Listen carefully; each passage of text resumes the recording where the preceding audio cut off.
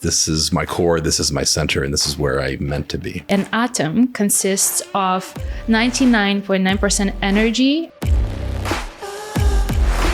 When someone's engaged in viewing art or creating art, you see almost the entire brain begin to light up. I do agree that taking time off from social media is so good for our mental health. In the osteopathic world, we recognize a triune of mind, body, and spirit. Felt like being called home. That's the best compliment for artists ever. Artful Impact.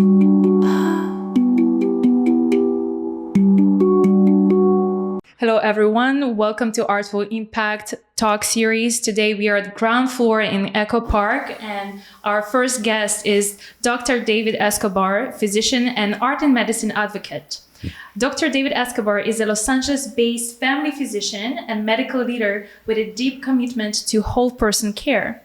Trained in osteopathic medicine, Dr. Escobar approaches healing by treating the body, mind, and spirit together, prioritizing connection, empathy, and cultural relevance in every patient interaction. A passionate supporter of the arts, Dr. Escobar collects works by queer artists and pieces that carry powerful social messages. He believes that art plays an essential role in fostering belonging and emotional well-being, both in clinical spaces and in personal healing. In his own practice, he often encourages patients to engage with art as part of their wellness journey, whether through creative expression or simply experiencing beauty. At the Artful Impact talk series, Dr. Escobar will reflect on the quiet but profound ways art can support healing, build trust in clinical settings, and help rehumanize medicine. Hi, David. Hello. Hello. Welcome to Artful Impact podcast. So happy to see you. It's good to see you. You've had a long day today working with patients and doing good in the world. It's been a day, yes, but it's been a good day. Beautiful. Yeah. So thank you for taking your time to come here. Mm-hmm. Have a few questions for you. Yeah. And the first question would be, you're a physician with a deep passion in art.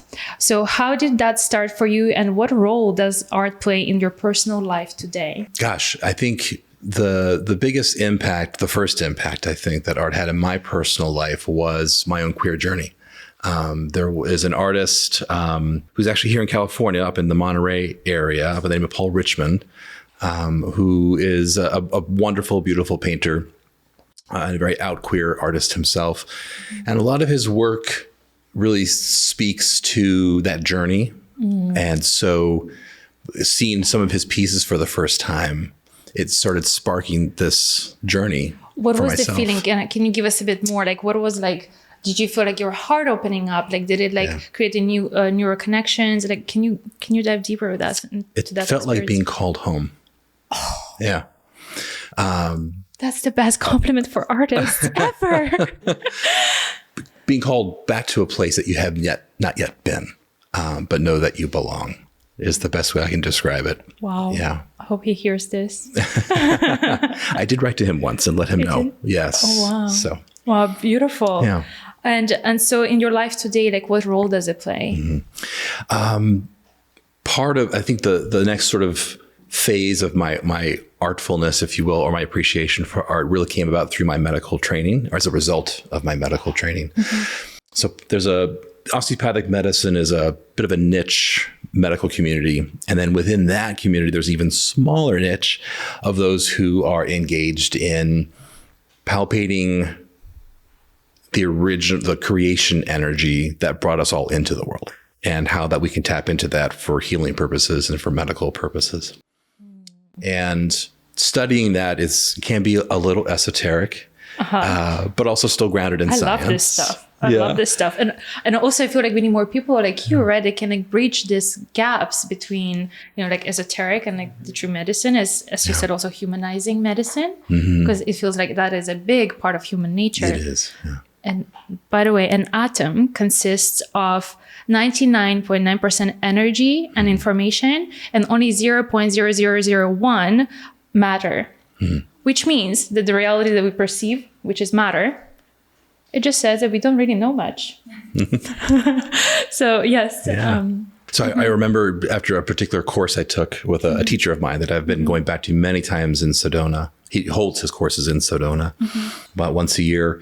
And there's an artist based in Sedona who has two galleries, in fact, beautiful galleries. And he has a very unique approach to his artwork. He has training in traditional Japanese brushwork and with Japanese milled paper, but he incorporates symbolism from Mayan and Aztec and Christian and Buddhist and Zen elements into his artwork. And so there's almost a sacred geometry to his work. And I remember after a course, I'd had a vision the night before, working on some deep meditation that we do. And I walked into the gallery and this piece on the wall just spoke immediately. And so that was sort of my next phase of appreciating art, was how this can reflect deeper spiritual meanings and promote a spiritual sort of awakening in individuals. It's beautiful because it's circling back to what you said. It feels like home. And I don't know if you know artist called Alex Gray. If some of you are familiar in the room, right? And when we look at his work, it's something that we don't see in the physical realm. But when you look at it, you're like, wow, I know this. From where? We can't really explain, right? So it's interesting how you say how it conveyed it. And also as an osteopath, you work with energy, right? Like it's a big part of your work. Yeah. And then I guess being able to perceive it in an artwork, being processed and communicated by somebody in a visual aspect, that's maybe what makes it powerful for you to see it and like, oh yeah, I know what it feels like, but now I can see it. Yeah, exactly. Beautiful. And so also your collection centers queer artists and pieces with a strong message. What draws you to that kind of work, and how do you choose what to bring into your space? In my personal space, what I choose to bring in is that which just sustains me. And also reminds me sometimes, because in our day-to-day, it's very easy to get lost in the shuffle in this busy, crazy world that we're all in. Yep. And sometimes having that one piece that you walk into and go, oh, that's right. Oh, that's right. Thank you for reminding me, like, this is my core, this is my center, and this is where I'm meant to be.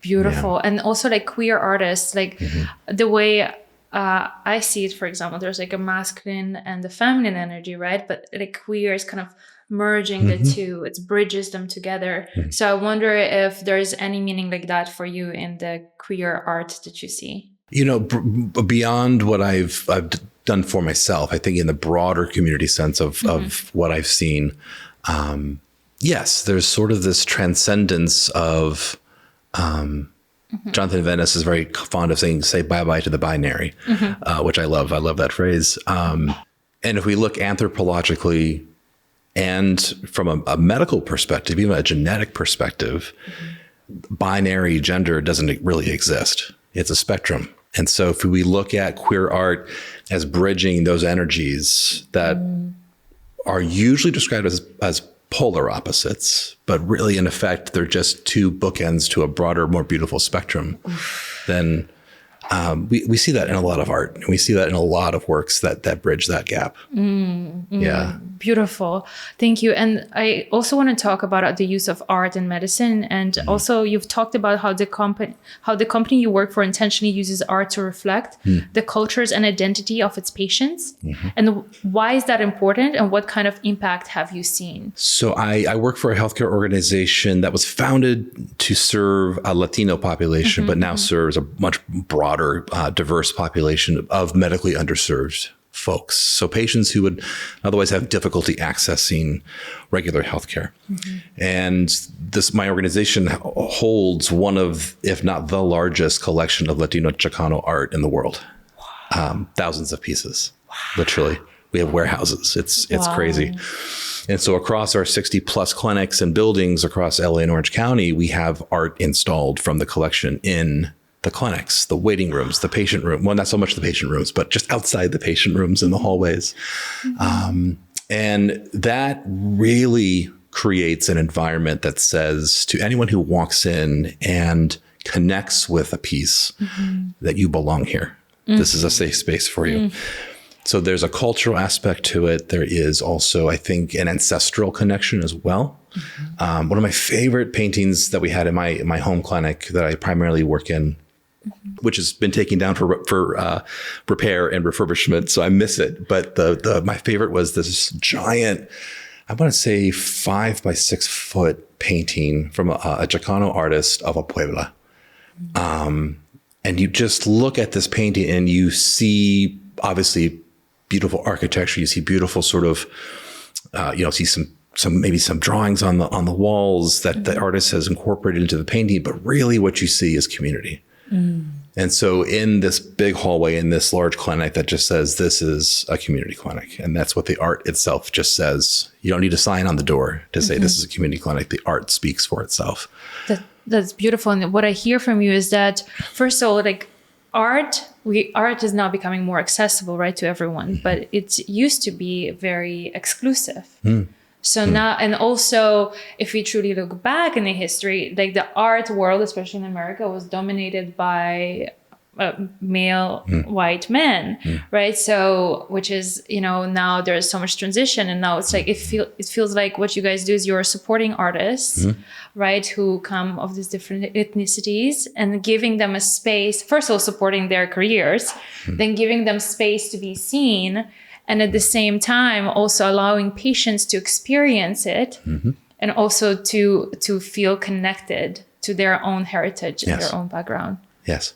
That's beautiful. Yeah. And so there's a growing conversation about the therapeutic power of art, in your view. But what can art do that medicine alone sometimes can't? Ooh, I love that question. I'm going to get a little geeky with neuroscience. Yes, please just do. A little bit. That's what we're here Not for. that I'm a neuroscientist, but I play one on TV.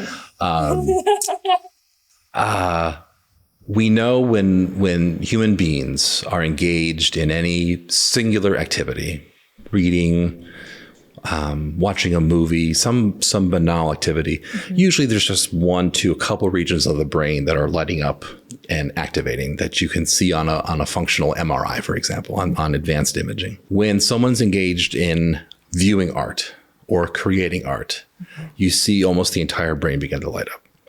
And so from a neurological perspective, people engage more in the world around them in terms of sensorium, in terms of processing what is in the environment around them. And then emotionally or psychologically, we also see how therapeutic art can be, both in viewing and in creating.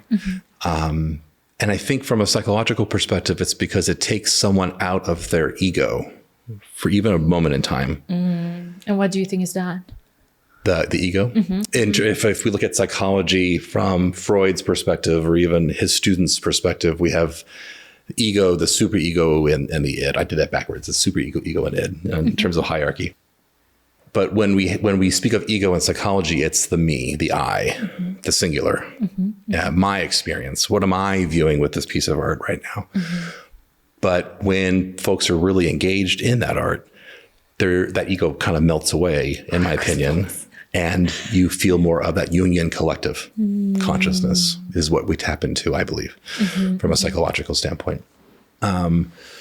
This is speculation. This hasn't been really solidly scientifically explored quite yet, but there's work underway that the brain from a neurological perspective could be viewed not just as viewing the material world around us with our 5 senses, but is in fact a quantum processor.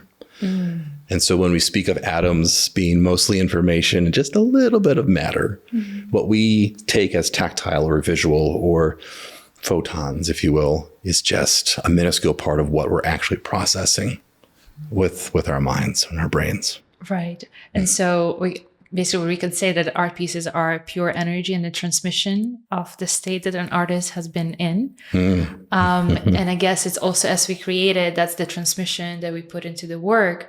Yeah. And I wonder, the reason why our brain activates fully is because we are so present with it. Yes. And being reminded of, yes, you too can experience this. Oh, it's so beautiful. And do you think that art in general, like its therapy comes from like also the tactile part and like the visionary, and like so we get outside of our the analytical part of the brain that's usually doesn't live in the present. It lives either in the past or in the future, and that's what roots it and makes it healing. I'm not tactile. I think for some people, everyone has a different way, I think, of incorporating that therapy. I think it's really more the act of engaging in making art, for example, because I will write prescriptions to do art, for example. Okay, tell us more about it. Like, how does it go? So a lot of the patients I work with, I always do deep dives with them in terms of background and history and where did you grow up, and these sort of details that are very in the weeds, but are also very important for who this person is as a whole in front of me. And a lot of folks are struggling with isolation, struggling with depression, struggling with a lot of behavioral health concerns. And I often will write prescriptions for them to do art because what I find as a common thread in both kids, teens, and adults that I work with is that they've lost imagination and they've lost spirit in a sense, for one reason or many others. Everyone has a different background. But for example, when I work with 16 and 17-year-olds and they come in for just a general checkup and I ask, so what senior year's coming right around the corner. What comes next for you? And I have a few patients who are like, I want to be an attorney. I'm going to go to law school. I'm going to be an immigration attorney because all what's going on to my family right now, right? So you see these powerful visions. But then so often I have 16, 17-year-olds that say, I don't know. And I'll ask the question, when you were younger, 5, 6, 7, 8 years old, what did you want to be when you grew up? Because most 5-year-olds you ask, what do you want to be when you grow up? I want to be a firefighter. I want to be a policeman. There's always an answer of some kind. Some 5-year-olds have 3 answers. Like, I want to be 3 things all at the same time. That was me. But when I ask these 16 and 17-year-olds, what did you want to be when you were younger? They say, I don't know.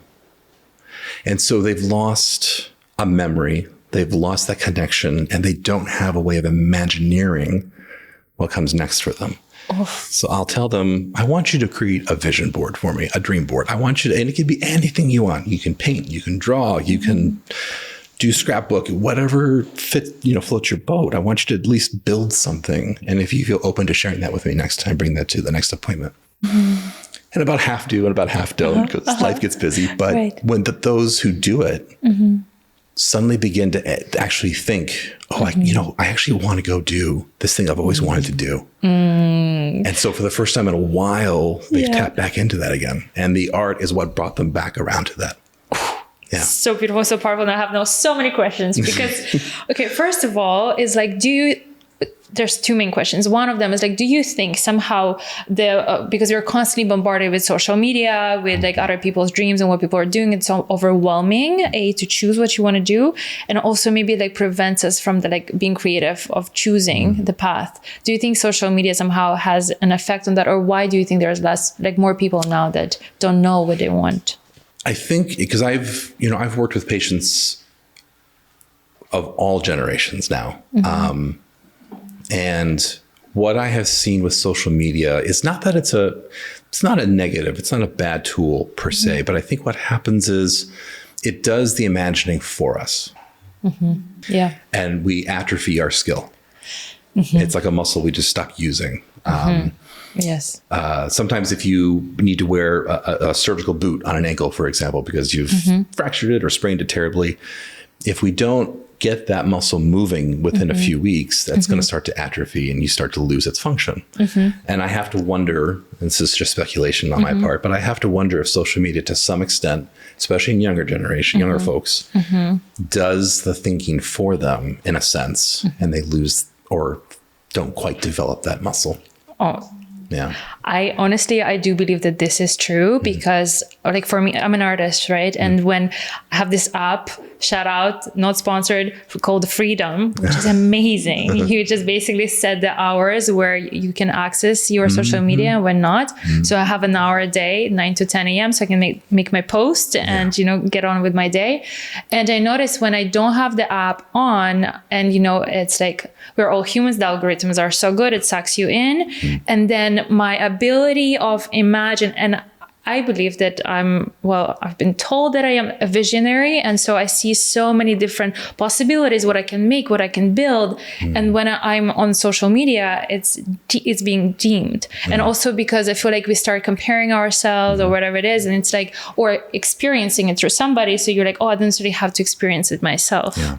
So I do agree that like taking time off from social media, it's so good for our mental health. Yeah. And like, especially like ADHD, for example, like it's like it activates when social media is on.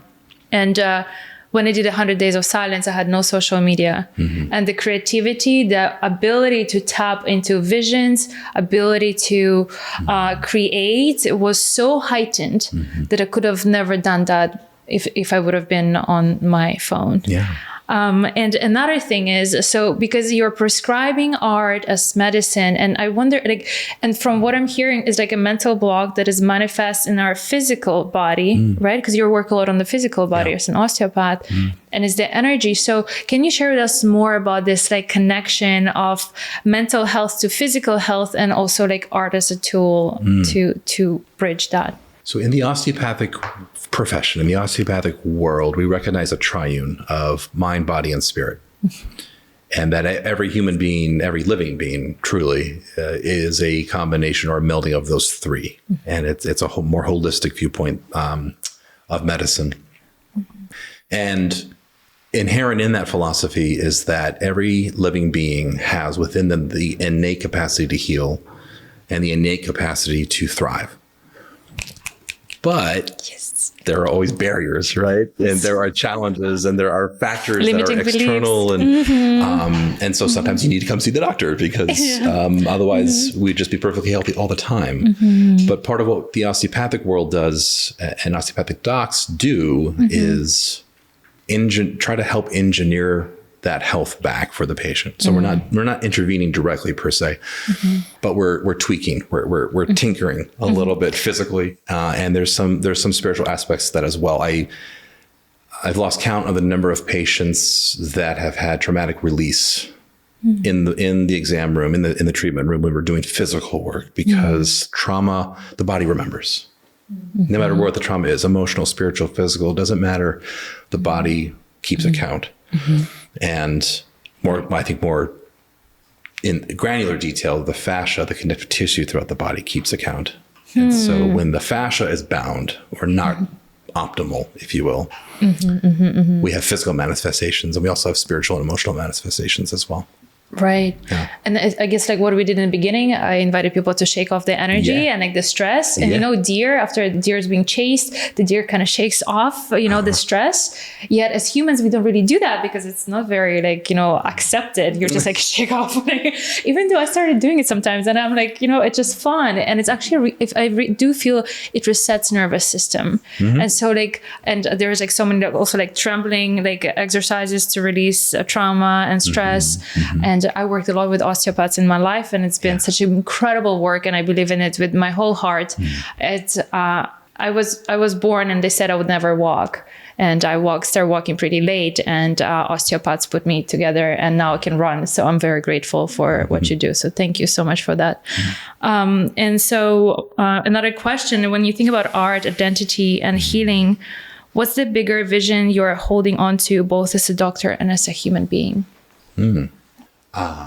I think in one word, it's connectivity. And it's connectivity back to what I referenced earlier, which was in my first sort of artistic awakening, that being called home concept or emotion. In a Buddhist, through a Buddhist lens, if you will, a broad Buddhist lens. Within each of us, there is a spark of creation. And when I'm working in medicine or helping to apply art and bring art into someone's life, we're seeking that spark. Ooh, that light so it doesn't dim. Yes. Fan it a little bit. Just fan the embers when needed and where needed. Beautiful. Thank you. And I would want to see if the audience actually we're only going to take 2 quick questions. If any one of you has one they would like to ask. I just want to open it to the audience. Yes, go ahead. It's a little bit of a, I guess, neuroscience question. What have you noticed? So you're familiar with like convergent thinking and divergent thinking. What do you notice activates the relationship between the two? So convergent being like we have this specific focused kind of task, like almost if I had to phrase it, my question is the how to do things, whereas divergent is more of the open, soft focused, like energy coming from above, the why question. I'm curious if you've noticed things that activities or physical things that allow those two to intertwine. So what activates divergent and convergent? Yeah, the way sort of of being. what the intersection is of